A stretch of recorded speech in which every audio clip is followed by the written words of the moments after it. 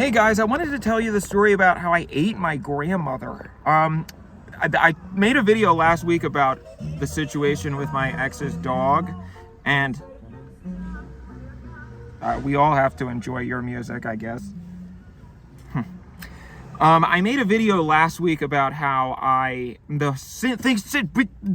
situation with my ex's dog, and I was talking to a friend about it.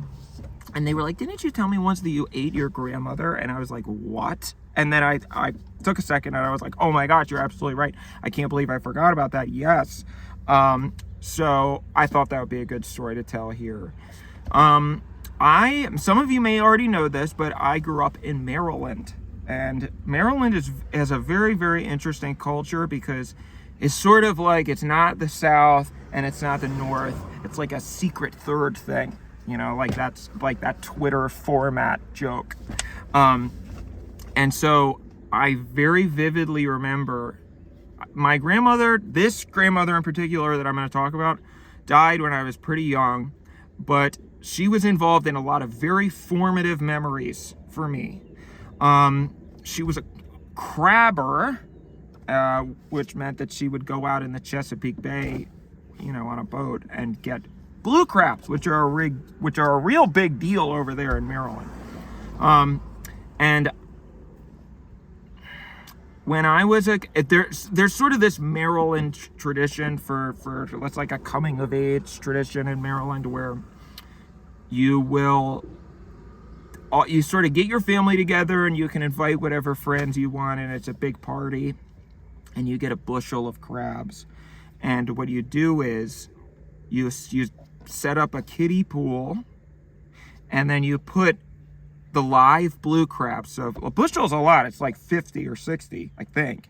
I haven't lived there in a while, so I'm not sure, but I think that's right. And you put the live crabs in the kiddie pool, and then typically you would do it with a sibling, or so I did it with my sister. The kids who were coming of age, you know, so probably when you're around 12 years old, maybe a little older, it's kind of right before puberty, because then it's awkward, you know. The kids would go into the pool and then wrestle each other, and then you would throw Old Bay in the pool so that as the children are wrestling, it spreads the Old Bay around onto all the crabs, and for some reason it's really a delicacy, and I don't know if maybe it's the placebo effect, but the crabs taste amazing. I still remember that as being the best crabs I've ever had in my life. And I don't know, like I said, I don't know if it's like the way that the kids wrestle that spreads around the Old Bay in such a way, or if it's the body oils that get into the crabs, but it's really, really good. Unfortunately, you know, it's quite horrifying. I remember I won.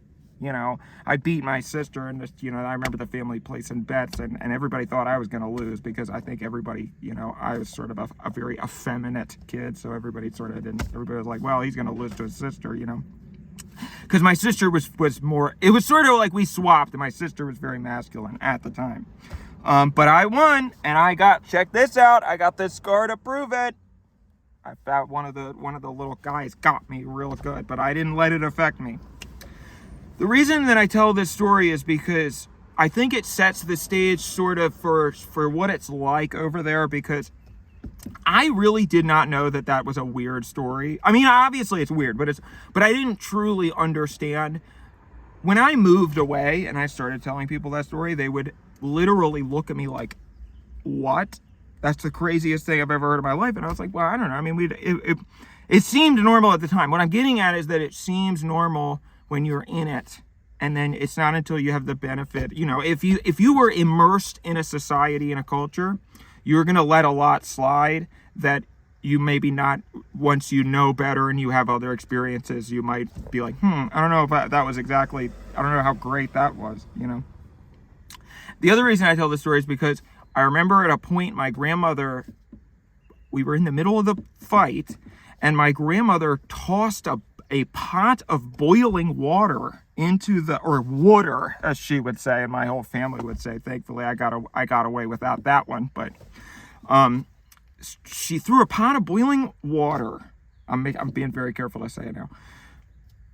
boiling water into the kiddie pool with us and the crabs, and that really agitated the crabs, because they were like ding ding ding ding, ding, you know, and that was awful. To this day, I mean, I think honestly, well, I don't really want to get too much into it because it's kind of I know that it can be, the details were a little dark. When you're a kid, you don't really, you know, you're just like, oh, my sister's crying, she's being a baby, but then you grow up and you're like, whoa, you know. So anyway, that's sort of the type of person my grandmother was. And I remember when she was in hospice, we went to go visit her at the hospice place, and she literally tried to light a cigarette in the hospice bed. And the nurse had to come over and say, no, you got to put that out, hun. Because that's what they say around Baltimore, too. They say, hun, you know. So that's just sort of the type of person that she was. But she was also very sweet, very nurturing. She ragged on me a little bit, but, you know, I mean, I'm kind of glad in retrospect, because I think that being lightly bullied can help people turn out normal. Obviously not excessively bullied, but socialized, I guess would be a better word a better way to say it. So when she died, you know, obviously I was kind of too young to really understand what was going on. And I didn't really fully process. I mean, I knew what death was. I knew that it was like they're gone, but I don't know. I mean, even to this day, I think it's like a situation where when someone dies, it's sort of like they're just somewhere else. It doesn't really feel like, oh, they're gone, until a couple years go by. That's what I've noticed. And then after the first couple years, then you're like, wow, this person is not coming back, are they? And so it really, okay, so about a year after my grandmother died, a full year, my dad used to make us lunch, or pack our lunches for school the next day. Every night he would make the lunches. And he said one week, we're going to get ready for your lunch this week because it's going to be very special. And my sister and I were like, what is it?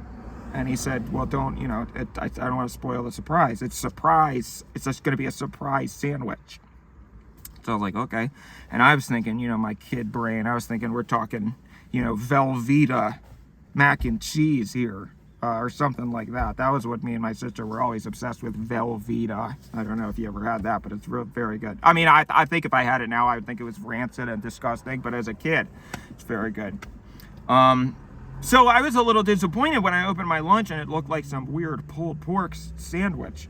You know, now I probably would really like that. Put a little coleslaw on that sucker. But at the time, you know, I had a not a refined palate, so I was like, but I ate it diligently. I think I took a couple bites and then threw in the garbage, you know, because I didn't want to hurt my dad's feelings. But I figured it would just be that day, and then it was like every day that week we got the same sandwich. And I think my sister was a little bit more. She just was not as tactful as I was as a kid. So she straight up said, Dad, can we not have surprise sandwiches anymore because they're gross? And she got yelled at like I have never seen. She got the wrath of God that night when she said that. And at first I was just like, wow, you know, they must be drunk again. But then, you know, later I was like, oh, so that, you know, that she wasn't just insulting the sandwich. She was sort of committing a whole spiritual atrocity that I didn't really understand yet. But the surprise sandwiches did stop after that. And then I forgot about it completely until a couple of years later. I think actually now that I think about it, it was probably the year after. My parents said, we're going to have a surprise dinner tonight. And I was like, oh yeah, you know, Velveeta. I haven't learned yet. And it ended up being some like, it was kind of closer to what I had hoped we would get. It was like a pasta, but it had some, I don't know, it was like a seafood Alfredo, but it had these kind of chunks in it. And so I started even taking the chunks out. I didn't know what it was, so I took the chunks out and put it on the side of my plate because I didn't want to eat the chunks. They're gross. And I got yelled at. And my parents said, you put those back in and you eat the whole damn thing. I don't think they cursed in front of me, but they, they were very firm. And then after dinner, we all held hands and said grace. And in particular, we made particular mention of, it was like a grandma themed grace, And so I was like, okay, I guess, I don't know. They when you're a kid, you don't really question this stuff. You're just like, all right, okay. And I forgot about it again until the following year. We finally, I think, had gotten old enough where my parents were like, I think they can handle this mentally. They said, so it is the anniversary of your grandmother's death. She died, I think at that point it was like 3 or 4 years ago. So we are going to do our annual tradition of grandma communion. And I didn't really understand what they meant by that. And they said, you guys remember the surprise sandwiches and the surprise dinner? And we said, yeah, it was gross. And they said that was your grandma. And we said, what do you mean? That she made the sandwich? And they said, no, that was your grandmother in the sandwich. And I thought they were joking around because that was sort of their sense of humor, and they were, and so I was like, are you very funny, But they were completely stone-faced, stone-cold serious. And I remember they said, okay, well, I'll show you, I'll prove it. They went in the basement into a fridge that was in the basement that we typically weren't allowed to go in because it had beer in it and all sorts of nonsense that was for adults only. And my dad pulled out this frozen saran-wrapped brick. It was like a dark brown brick that had a printed out label of my grandmother's face stuck on the saran wrap. And it had her full name, the date that she died, and, some quote, go with God or something like that. And they were like, this is your grandmother. And my sister immediately started crying because she can't really handle that kind of stuff, even to this day. But I was sort of like, oh, cool, because I was sort of weird as a kid. I liked, that kind of stuff. I liked watching horror movies and sort of, I was into all that. So I was like, that's cool. And I was like kind of poking it. And they said, stop laughing, stop fooling around. It's not cool. It's not funny. This is a very sacred thing.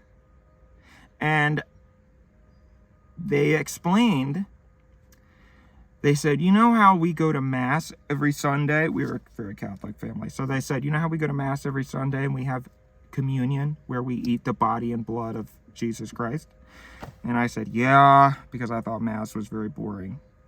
We were Catholic. Did I say that? Did I already say that 10 seconds ago? Okay, well, we were Catholic. And in Catholicism, you believe literally that what you were eating, you do something called communion, which is where halfway through Mass, you get these little wafers, and then you drink, I never did it, but you can take a sip of wine out of a cup, which, and even if you were a 5-year-old, you could do it. I remember doing it. I didn't like to do it because I don't like germs, but you could, at my first communion when I was 13, I took a little sip of the wine. I was like, ooh, but I don't remember anything. I didn't like, obviously it's not enough to get drunk, but it's just interesting that I don't know. Anyway, halfway through Mass, you have these wafers and the wine.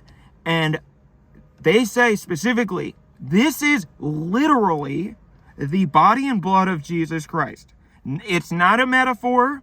It's not, this represents the body and blood of Jesus Christ. This is.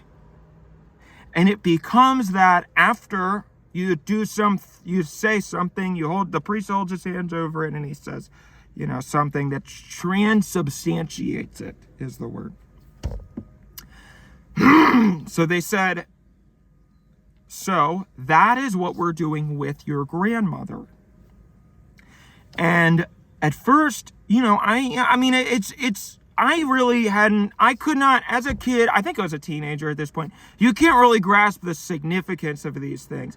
I was like, even the Catholic Mass stuff, I just would hear it and you're like, okay, whatever, can I go play, Need for Speed Most Wanted now? That was a big favorite in our house. PS2, Need for Speed Most Wanted. That's me driving the car. But we would, what was I talking about?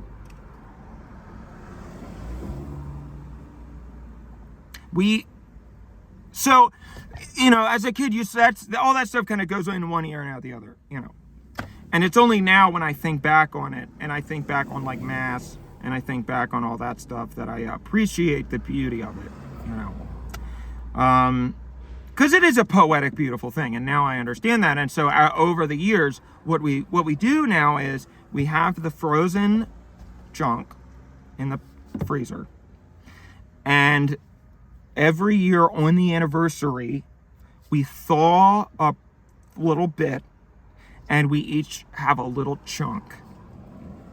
And it's sort of like our communion with Grandma, right? And the whole point is that this is the way that she lives on after she has died. It's sort of like before, it's just a different type of energy that she infuses us with, right? So when she was alive, it was that she would come over and she would grace us with her physical presence and her soul and all sorts of things. You know what I mean? Now, it's just a different kind of nourishment. It's a spiritual nourishment. So we feel, like she nourishes our bodies as food, and the knowledge that that's what we're doing also nourishes our soul and our mind and blah, blah, blah, blah, blah. So it's like we're visiting her in a way, and since I moved away, now what they do is if I'm not going to be home, I try to be home for the anniversary, but if I'm not going to, then they'll FedEx me a little chunk in a thing, and I'll sort of get on a Zoom call with them, and we'll all sort of, eat it at the same time. And I think that it is very beautiful, I think that it is a beautiful thing, and I don't know why we only did it with this grandmother. Maybe that was just maybe she said that's what she wanted. Maybe it was her idea. I don't know. But, I don't know. I mean, I think it's nice. And I think that it would be something that, I think that our culture in America is a little too close-minded for that kind of stuff. But I thought it was interesting. I enjoy it, And I wonder, we've done it, over the years, the chunks have gotten smaller and smaller because I think we're trying to conserve. It's not a whole lot that we have left. And it's always really gross and freezer burned because it's been in the freezer for like 10 years, 15 years now.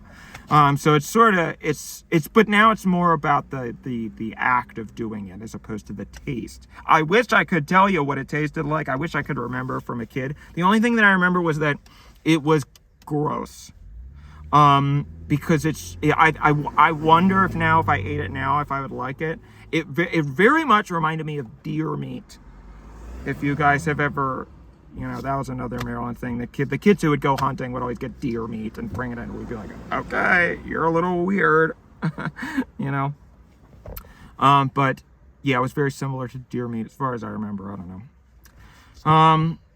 So I don't know. Just a little bit. I feel like now that I'm sort of getting an audience, I feel like I can sort of open up more about these things that happened in my childhood and these things that are really important to me. So I'd really appreciate if people wouldn't make fun of it.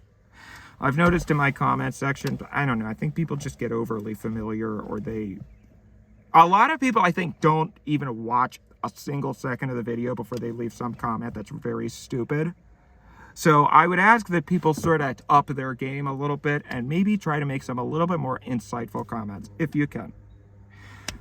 Okay, well, have a great day. That's Dan signing off for now. Aye, aye, Captain.